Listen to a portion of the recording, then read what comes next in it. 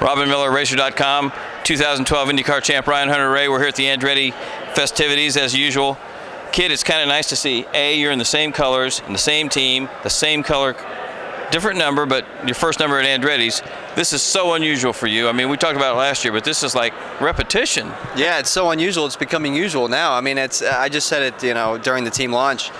To think this is my 5th year back with this team is just unreal, and such a great organization, having that support behind you, and you really feel at home when you walk in this building, So it's great to see the number 28 on the car, though. Man, I have some great memories with that, and it's all yellow DHL car, and now moving forward with Honda. We were talking before we started shooting this. Marshall Pruitt and David Mousher and I ranked the drivers, and we ranked you number 2. And people might say, well, I mean, you had a hell of a year going before a lot of bad things happened that weren't your doing. You feel like you might have driven as well last year as you did the year you won the championship? I think so, minus some, a couple errors that I made, just driving too hard early in the Iowa race, clipped my front wing on the rear of Graham's car when I was in like P4 or something like that. We went all the way to the back. Just things like that, were down to me, but we had a lot of electrical issues, and anyway, that's racing, and put it all behind us. But as far as just your feeling like, man, I drove about as well as I could have. Yeah, but what I'm most enthused about, and what I really am so proud of this team about, is that we went and turned around our 2 worst tracks from the year before. We turned around Barber and the permanent road courses and the super speedways. So we had 2 areas we needed to improve on. We did that. Now we need to move into next year and continue to move forward.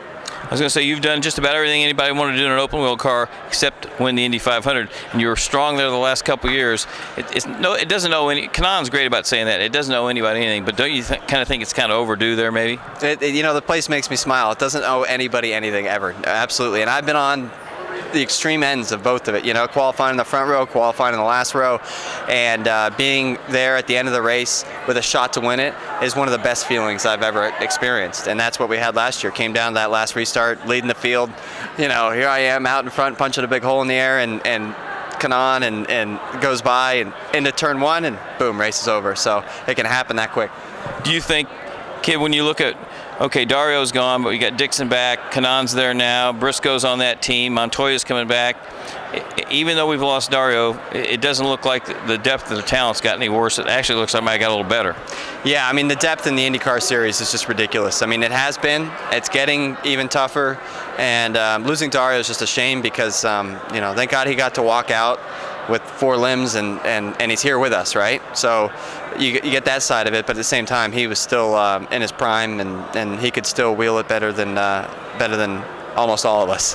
And on his good days, he was unbeatable. So he still had many years in him, but he's healthy now, and he's going to still be involved in the sport, which I'm most grateful for. Still having him here with us, and like I said, IndyCar is ridiculously competitive. Well, we're trying to get Franchitti to be on ABC and tell the truth. Not be a shill, but want him to tell the truth every now and then. We need some talent in the booth at ABC. That's who our vote's for. Not necessarily Ryan. I'm speaking for myself, but I know how he thinks.